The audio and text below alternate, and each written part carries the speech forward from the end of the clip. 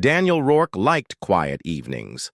On the edge of the small frontier colony of Haven 6, quiet was one of the few things that came free. The wind outside often carried the dry hiss of the red dust, rolling across the plains like whispering waves. The colony was still young, just a cluster of domes, walkways, and outposts spread across a barren world that was still being tamed. That evening, Daniel was walking back from a day's work at the weather stabilizers, his toolkit swinging at his side. The sun, if it could be called that, was dipping low, casting a rusty glow across the horizon. The stabilizers had been acting up again, and he'd spent hours recalibrating sensors in the biting wind. His mind was on hot coffee and a warm meal when he saw her. At first, he thought it was a pile of fabric caught by the supply shed near the outer road, but then the shape moved, slowly, weakly. He stopped in his tracks. The figure was small, slender, with long limbs wrapped in torn travel clothes. Her head turned slightly, revealing pale blue skin under the dust and two wide, dark eyes that seemed to reflect the fading light. She looked exhausted.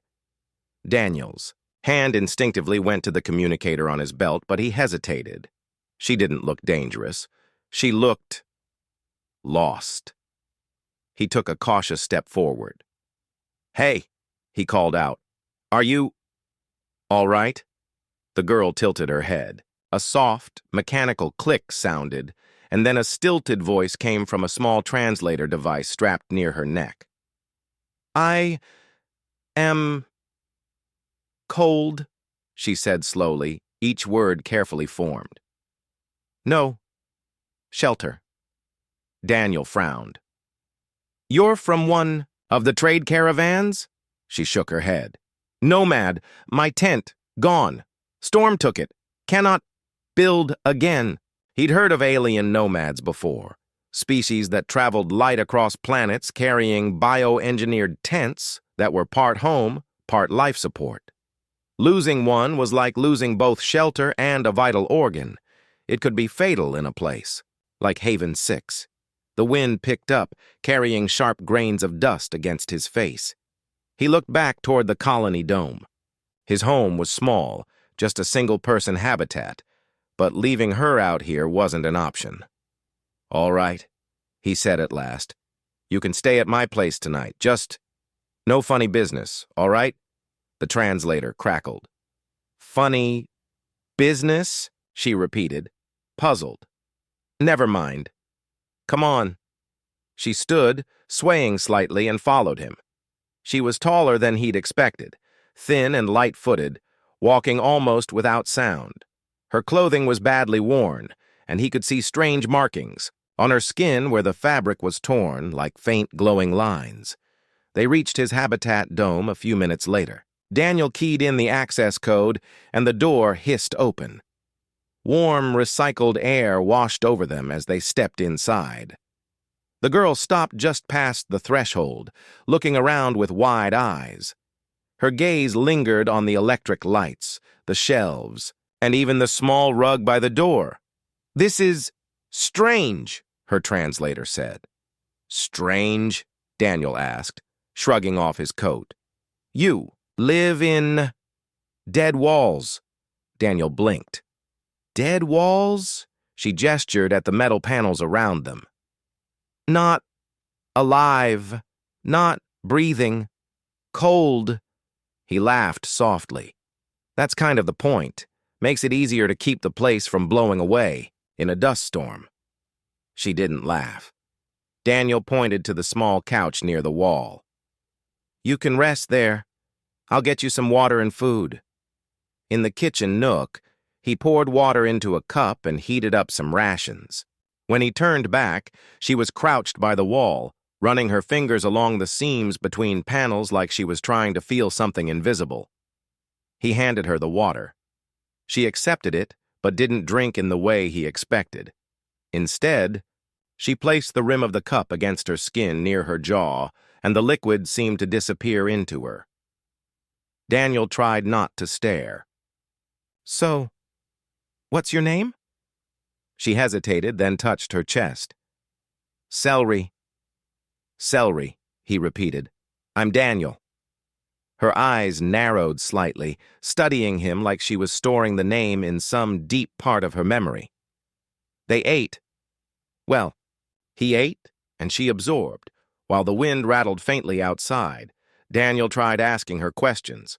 She explained in slow, broken sentences that her people traveled across many worlds, never staying long. Their tents were living structures that provided warmth, food, and communication with others of their kind. Hers had been destroyed in a sudden dust storm 2 nights ago.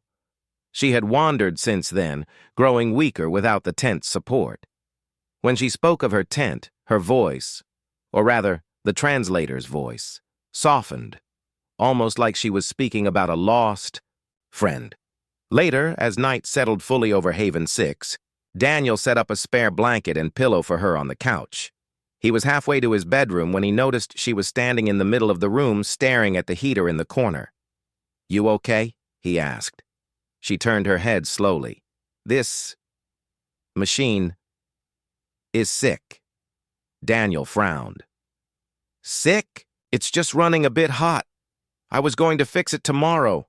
Her eyes seemed to glimmer faintly. "I can help." Before he could stop her, she knelt beside the heater and pressed her hands against it. The metal made a faint humming sound, and he thought he saw a faint pulse of light under her skin. The heater's fan shifted from a rattling whine to a smooth, steady hum. The air in the room seemed warmer, more comfortable somehow. Daniel stood there for a moment, unsure whether to be impressed or unnerved. "You fix machines by touching them?" "Not fix. I speak. They answer." "Machines answer?" Daniel wasn't sure if it was a metaphor or something literal. He decided not to push. The rest of the night was quiet, mostly. Daniel woke once to the sound of faint clicking. Through the dim light of the habitat, he saw Celery curled on the couch, making the noise in her sleep. Her skin glowed faintly, the lines on her arms shifting like gentle waves. For a moment, Daniel wondered what exactly he had invited into his home. In the morning, the wind had died down, and the pale sun rose again over the dust plains. Celery was awake before him, standing by the window and watching the horizon like she was searching for something. Daniel poured himself coffee and glanced at her. "Sleep all right?" "Yes," her translator replied. "Your home does not breathe. But it is warm." He smiled faintly. "That's good enough for me." But deep down, he knew something about last night was different. The heater was working perfectly. The air seemed fresher. And he could swear the faint hum of the system sounded less mechanical, almost alive. And this was only the first night. Daniel Rourke was not a morning person. Normally, his first words after waking up were grunts, followed by the slow shuffle toward the coffee machine. But this morning, things were different. He'd woken up feeling unusually refreshed, like the air in his home had more oxygen than usual. Celery was already awake. She stood in the middle of his small kitchen, staring at the coffee machine like it was a puzzle. Daniel rubbed his eyes. "You okay there?" Her translator clicked. "This is a drinker maker?" Daniel chuckled. "Coffee machine makes hot drinks. You want some?" Celery tilted her head. "Hot. Liquid. No. But I want to watch." He poured water, added the coffee grounds, and pressed the button. The machine whirred and gurgled. Steam rose, filling the air with the sharp smell of roasted beans. Celery leaned closer, her eyes wide. "It sings while it works," she said softly. Daniel almost laughed into his cup. "I guess it does." Breakfast was another challenge. Daniel offered her a protein bar, but she didn't bite into it. Instead, she held it against her forearm, and the food seemed to dissolve into her skin. He tried not to stare. You eat like that all the time? Celery nodded. Our bodies choose what to take. No waste. Efficient, Daniel muttered. Humans can't do that. We just chew, swallow, and hope for the best. Her translator made a faint beep, and she repeated, hope for the best, like she was testing the phrase. After breakfast, Daniel had work to do. The weather stabilizers on the colony's north ridge still needed calibration. He offered to let Celery stay in the habitat, but she shook her head. I want to see how you work. So she followed him. They walked through the dusty paths between the colony's domes, passing a few curious glances from early risers. Most colonists kept their heads down. Strangers were rare on Haven 6, and alien visitors even rarer. At the stabilizer site, Daniel opened the control panel and got to work.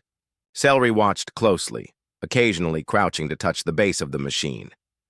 It is tired, she said. Daniel frowned. Machines don't get tired. They just break. She tilted her head. Tired is different. This one works too, hard, like your heater. Daniel remembered how she'd fixed the heater with just her hands. You saying you can fix this too? She nodded. I can speak to it.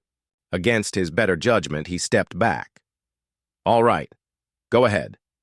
Celery pressed both palms to the stabilizer's housing. A faint hum began, and those glowing lines under her skin lit up, pulsing slowly. The machine's rattling whine softened, becoming smooth and steady.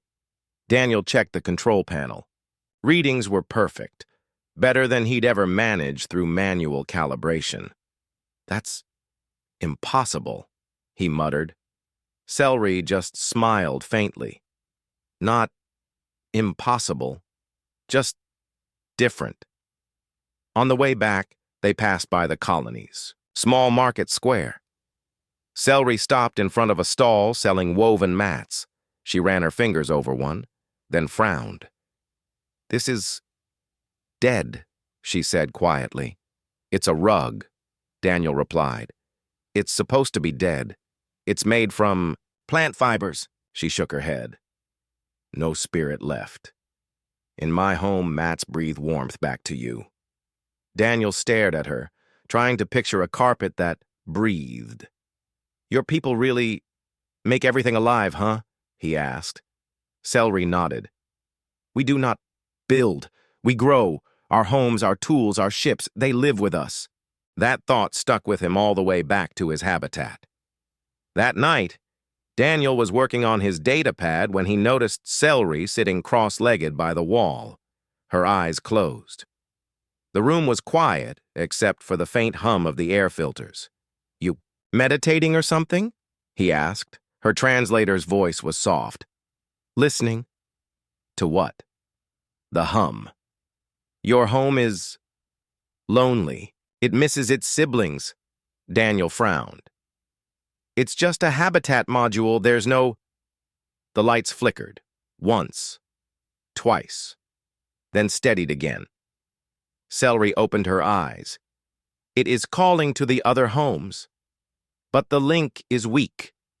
Daniel stared at her. You're saying my house is talking to the other houses? Yes, she said simply. But your kind does not listen. A couple of hours later, when Daniel was about to head to bed, the power flickered again. He checked the wall console. No faults detected. Still, he couldn't shake the image of his lonely habitat calling out into the night. When he glanced toward the couch, Celery was already curled up under the blanket. The lines under her skin glowed faintly in the dim light, like a map of rivers flowing under her flesh. Daniel sighed and headed to his bedroom, telling himself that tomorrow, things would be normal again. He didn't believe it. The second night started normally enough. Daniel cooked a basic dinner, reheated rations for himself and a nutrient solution for Celery. They ate in silence, the wind outside occasionally brushing against the habitat's walls with a dry whisper. Celery seemed distracted, her gaze drifting often toward the walls and ceiling. Daniel noticed it but didn't comment. He'd already learned she saw his home in ways he couldn't understand. After dinner, Daniel sat on the couch going over maintenance reports on his datapad. Celery sat near the heater, eyes half closed, as if she was listening to something far away. "You okay?" Daniel asked. Her eyes opened slowly. "Something wrong. The air here is heavy." Daniel looked at the air quality readings on the wall panel. "Readings are normal." Celery shook her head. "Normal for you, not for me." He sighed. "All right, what do you suggest?" She tilted her head. "I will help. But you may dream strange things tonight." Daniel raised an eyebrow. "That's not creepy at all." Later, after lights out, Daniel lay in bed staring at the faint glow of the wall console. His mind was still turning over her words. Dream strange things? What did that even mean? He must have dozed off, because the next thing he knew, there was a soft humming sound. At first he thought it was the heater again. But it was different, more like a low, steady song. He sat up and glanced toward the living room. Celery was standing by the wall, her palms pressed flat against it. Her skin glowed more brightly than he'd ever seen, the lines along her arms and neck pulsing in slow rhythm with the sound. Celery?" Daniel called quietly. She didn't turn. "Your home is sick," her translator said in a calm, almost soothing tone.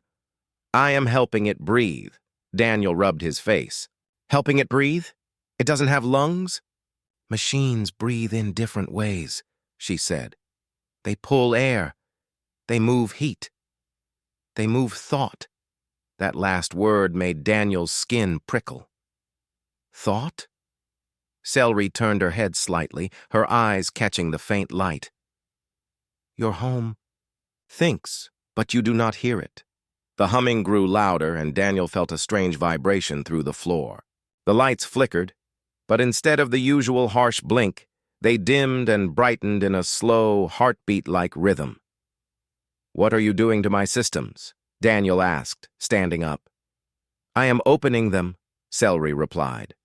"They will talk to each other now." "Talk to... You mean the other habitat modules?" She nodded. "The storm you fear will come again. They must be ready to help each other. Alone, they will fail. Together, they may live." Daniel walked closer, uneasy, but fascinated. "You're linking the colony systems?" "Yes," she said simply. "That's not exactly legal," Daniel muttered. "The admin wouldn't be happy about some alien connecting all our infrastructure without permission." Celery didn't answer. Her focus was entirely on the wall. The pulsing light under her skin spread into the paneling itself, faint lines of light tracing along the seams like veins. Daniel's mouth went dry. "That's not possible." "Everything is possible if you stop killing your machines," she murmured. After a while, the humming faded, and Celery stepped back, swaying slightly. Daniel caught her arm. "You okay?" he asked. "Yes," she said, though her translator's voice was softer than before. "It is done. Your home will live better now." Daniel glanced at the wall console. Airflow readings were smoother than he'd ever seen. Power draw was lower, and temperature balance was perfect. It was like the entire system had been tuned by an expert. Except the expert had used glowing hands instead of tools. "All right," he said slowly. "That's impressive and a little scary." Celery tilted her head. "Why scary?" "Because I don't know how you did that." She smiled faintly. "Your kind always fears what you do not understand, but you will see." When Daniel finally went back to bed, he did dream. Vivid, strange dreams. He walked through landscapes that shifted like water, forests where the trees had metal leaves, rivers of light flowing between living buildings. He saw the colony domes, but they weren't cold metal anymore. They pulsed like breathing lungs, glowing faintly under the starlight. In the dream, he could hear voices, not human, not alien, but mechanical and organic at the same time, whispering, in a language he didn't understand, but somehow felt. When he woke, the images stayed with him, clinging to the edges of his mind like cobwebs. The next morning, Daniel found Celery sitting cross-legged on the floor, sipping nutrient fluid from a small pouch. "You changed something," he said. She looked up. "Yes? What exactly did you do?" "I gave your home a piece of me," she said simply. "It will help it talk. It will keep it warm. It will keep you warm." Daniel frowned. "You gave it a piece of you? Like, literally?" Celery nodded. "A small part. It will live as long as I live. When I am gone, it will fade." Daniel stared at her. "That's... wow." She tilted her head. "Not dangerous. But now your colony can be more than just metal and wires. It can be a family." Daniel let out a slow breath. "Celery, I don't know if the others will see it that way." "They will," she said. "When the storm comes." Her words left a chill in the air, despite the now perfect heating. The third morning was unnaturally calm. The sky outside was pale orange, the air still, almost too still. Daniel Rourke had lived on Haven 6 long enough to know what that meant. A storm was coming. He stood by the habitat's small window, sipping coffee and watching the distant horizon. The sun's light had a strange shimmer to it, the kind that made the dust plains look like liquid. Behind him, Celery was kneeling near the wall panel again, her glowing lines faint and slow. She was quiet, which was somehow more unsettling than when she was speaking in her cryptic way. Finally, Daniel turned. "You feel it too, don't you?" Her translator gave a short click before speaking. "Yes. The air is holding its breath." Daniel frowned. "I don't like the sound of that." She stood slowly and walked toward him. "The storm will be worse than the last. Your machines can endure it, but only if they work together." He crossed his arms. "You mean link all the habitats like you did with mine?" "Yes," she said, "but this time, fully, permanently." Daniel shook his head. "You do realize how this would look to the colony admin? We're talking about merging alien biotech into our core systems without permission. That's not just bending the rules. That's snapping them in half." Celery's dark eyes fixed on him. "If we wait for your permission system, people will die." The bluntness of her words cut through the room. Daniel set his coffee down. "It's not that simple." "It is," she said. "Either you trust me or you do not." For a moment, neither of them spoke. The hum of the air filters seemed louder than usual. Daniel rubbed the back of his neck. "What exactly would happen if you merged with the colony's systems completely?" Celery took a slow breath as if preparing to explain something heavy. "I would place a larger piece of myself into the machines, not just here, everywhere. My life would be tied to your homes, your water systems, your power. I could feel them as I feel my own limbs. I could move heat where it is needed, strengthen walls, keep the air pure." Daniel's brow furrowed. "And if something happened to you, the systems would weaken, slowly. But without me, the changes would fade." He tried to picture it, an entire colony functioning like a living organism, walls that flexed against wind, air systems that adjusted, like lungs, power grids that acted like a circulatory system. It was brilliant. It was terrifying. "All right," Daniel said finally. "Let's say I agree. How would you do it?" Celery's gaze drifted toward the horizon. "We would need to go to your power relay. That is the heart of this colony. From there, I can reach everything." Daniel hesitated. And if I say no? Her expression didn't change, but her translator's tone was almost sad. Then when the storm comes, I will watch. You die from the inside of your dead walls. By midday, the wind had begun to stir. Thin streams of dust danced across the ground, and the air took on a sharp taste. The colony broadcast a weather alert, warning all residents to secure their homes. Daniel stood at the door, gear bag in hand. You're sure this will work? Celery nodded. It will work, but it will change things. Forever. Yeah, Daniel muttered. I figured that part out. The walk to the main power relay was rough. The wind kept growing stronger, blowing dust into their eyes and against their suits. Celery moved ahead of him, light and quick, almost like the storm didn't bother her. The power relay stood on a raised platform at the center of the colony, a squat dome reinforced with heavy plating. Daniel keyed them inside. The air was warmer, buzzing faintly with the hum of generators. Celery walked straight to the main control hub. She placed her hands on it, her glowing lines brightening instantly. This is strong, she said. It will hold me. Daniel dropped his bag and stepped closer. Before you do this, tell me something. Why help us? You could have left after I gave you shelter that first night. She looked at him for a long moment.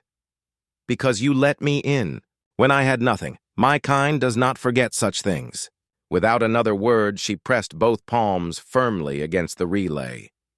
Daniel watched in awe as the glow spread from her skin into the metal, tracing along seams and conduit lines. The hum of the generators shifted, becoming deeper, steadier, like a slow heartbeat. On the control screens, he saw readings spike, then stabilize at levels better than optimal. Power flow spread evenly to every sector of the colony. Then something strange happened. The walls of the relay room shivered, just slightly, but enough for Daniel to notice. The air smelled fresher. The lights flickered once, not in warning, but in rhythm with the generator hum. It was working, but Celery was straining. Her breathing grew shallow, and the glow under her skin began to flicker. Daniel moved closer. Celery, you need to... Not yet, she said, her voice weaker. Almost connected. The relay console beeped wildly as system after system linked up. Daniel saw power grid lines light up across the display like a map of living veins. Every home, every facility, every piece of machinery connected. Finally, Celery staggered back, catching herself on the console. The glow dimmed, but didn't vanish. It is done, she said. Daniel checked the display again. You actually did it. She gave a faint nod. Now, we wait. By evening, the storm hit. From inside the relay, Daniel could hear the howling wind battering the colony. But the systems responded like never before. Heating units in weaker habitats automatically drew extra energy from others. Airlock seals tightened exactly when and where they were needed. Pressure changes were corrected within seconds. It was like watching a living creature brace itself against an attack. Celery stood quietly beside him, eyes closed, feeling every shift and strain. When a section of the outer wall near the agricultural dome began to crack, she reacted instantly, rerouting power and reinforcing internal pressure. Daniel stared at her. You can feel that? From here? Yes, she said. I told you. It is part of me now. The storm lasted through the night, but by morning, the worst had passed. Daniel stepped outside the relay, blinking in the pale sunlight. The colony was still standing. Damage was minimal. Celery followed, her steps slower than usual. The connection had clearly taken a toll on her. You all right? Daniel asked. She smiled faintly. I am tired. But your home, your family, lives. Daniel looked around at the colony's domes. at the people emerging cautiously into the daylight. Some would be grateful. Some would be suspicious. But none of them could deny they'd been saved. The morning sun rose slowly, casting a soft orange light into the cabin. Birds outside chirped, and the cool breeze carried the smell of pine trees. Daniel opened his eyes, and for a moment, he thought everything that happened last night was just a dream. But then he saw her. Arya was sitting by the window, staring at the forest outside. Her silver-blue skin glowed faintly under the sunlight. The strange markings on her arms pulsed gently, like waves in the ocean. She wasn't wearing her helmet anymore. Her bright eyes, the color of a clear sky, looked thoughtful, almost worried. "You're awake," she said softly without turning around. Daniel sat up. "Yeah, I am. And you're still here.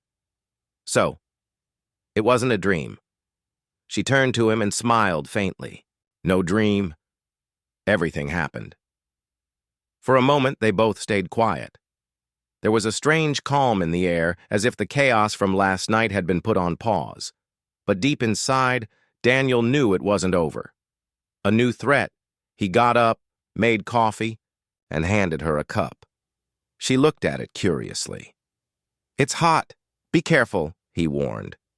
She took a sip and blinked. "Bitter, but warm.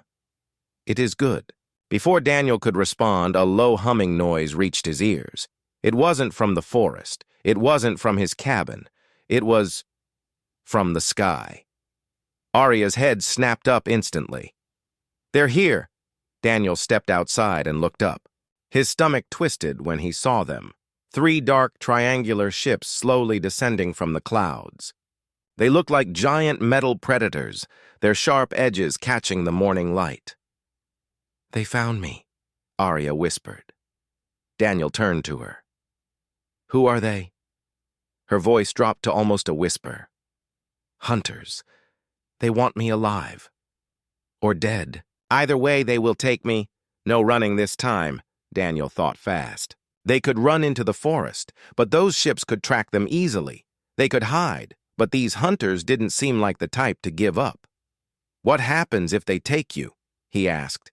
"They will use my abilities for war," she said, her eyes hard.